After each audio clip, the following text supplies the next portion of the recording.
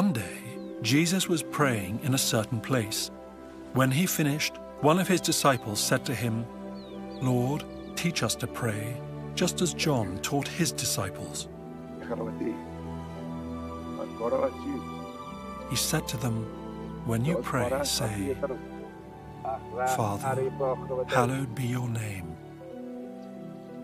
Your kingdom come. Give us each day our daily bread. Forgive us our sins, for we also forgive everyone who sins against us. And lead us not into temptation.'" Then Jesus said to them, "Suppose you have a friend, and you go to him at midnight and say, 'Friend, lend me 3 loaves of bread. A friend of mine on a journey has come to me, and I have no food to offer him.' And suppose the one inside answers, 'Don't bother me. The door is already locked, and my children and I are in bed. I can't get up and give you anything.' I tell you, even though he will not get up and give you the bread because of friendship, yet because of your shameless audacity, he will surely get up and give you as much as you need. So I say to you, ask, and it will be given to you. Seek, and you will find. Knock, and the door will be opened to you. For everyone who asks receives. The one who seeks finds.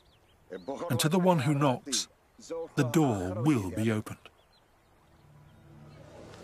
Which of you fathers, if your son asks for a fish, will give him a snake instead? Or, if he asks for an egg, will give him a scorpion?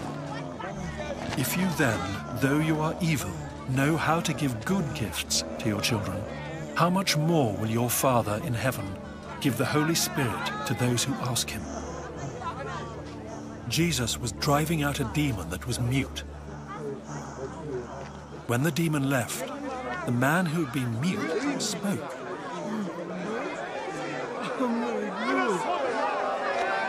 And the crowd was amazed.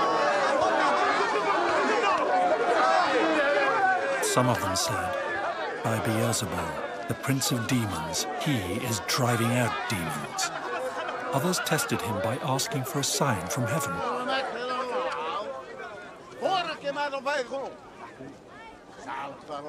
Jesus knew their thoughts and said to them, "Any kingdom divided against itself will be ruined, and a house divided against itself will fall. If Satan is divided against himself, how can his kingdom stand? I say this because you claim that I drive out demons by Beelzebul. Now, if I drive out demons by Beelzebul, by whom do your followers drive them out?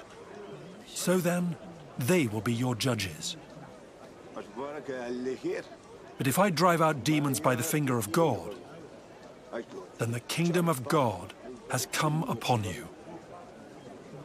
When a strong man, fully armed, guards his own house, his possessions are safe. But when someone stronger attacks and overpowers him, he takes away the armor in which the man trusted and divides up his plunder. Whoever is not with me is against me, and whoever does not gather with me scatters. When an impure spirit comes out of a person, it goes through arid places, seeking rest, and does not find it. Then it says, 'I will return to the house I left.' When it arrives, it finds the house swept clean and put in order.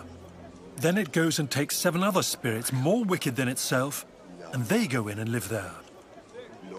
And the final condition of that person is worse than the first." As Jesus was saying these things, a woman in the crowd called out, "Blessed is the mother who gave you birth and nursed you." He replied, "Blessed rather are those who hear the word of God and obey it." As the crowds increased, Jesus said, "This is a wicked generation. It asks for a sign, but none will be given it except the sign of Jonah. For as Jonah was a sign to the Ninevites, so also will the Son of Man be to this generation. The Queen of the South will rise at the judgment with the people of this generation and condemn them.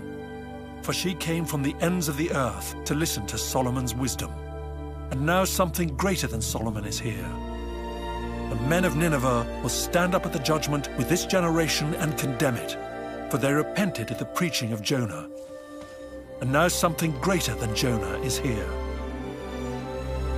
No one lights a lamp and puts it in a place where it will be hidden, or under a bowl. Instead, they put it on its stand, so that those who come in may see the light. Your eye is the lamp of your body. When your eyes are healthy, your whole body also is full of light. But when they are unhealthy, your body also is full of darkness. See to it then that the light within you is not darkness. Therefore, if your whole body is full of light and no part of it dark, it will be just as full of light as when a lamp shines its light on you. When Jesus had finished speaking, a Pharisee invited him to eat with him. So he went in and reclined at the table.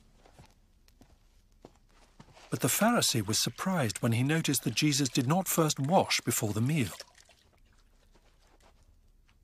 Then the Lord said to him, "Now then, you Pharisees clean the outside of the cup and dish, but inside you are full of greed and wickedness, you foolish people. Did not the one who made the outside make the inside also? But now, as for what is inside you, be generous to the poor, and everything will be clean for you. Woe to you, Pharisees, because you give God a tenth of your mint, rue and all the other kinds of garden herbs, but you neglect justice and the love of God.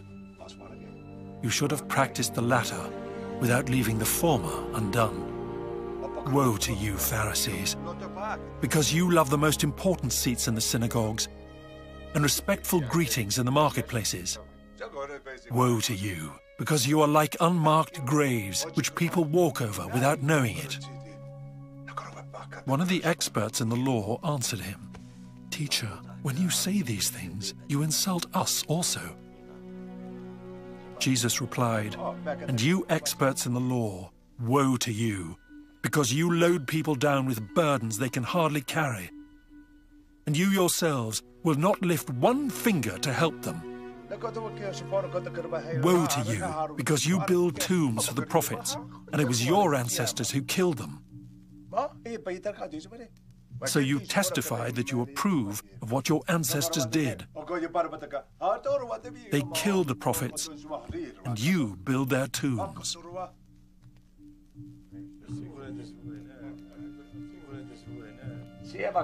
Because of this, God in his wisdom said, "I will send them prophets and apostles, some of whom they will kill and others they will persecute. Therefore, this generation will be held responsible for the blood of all the prophets that has been shed since the beginning of the world, from the blood of Abel to the blood of Zechariah, who was killed between the altar and the sanctuary. Yes, I tell you, this generation will be held responsible for it all. Woe to you experts in the law, because you have taken away the key to knowledge. You yourselves have not entered, and you have hindered those who were entering." When Jesus went outside, the Pharisees and the teachers of the law began to oppose him fiercely and to besiege him with questions, waiting to catch him in something he might say.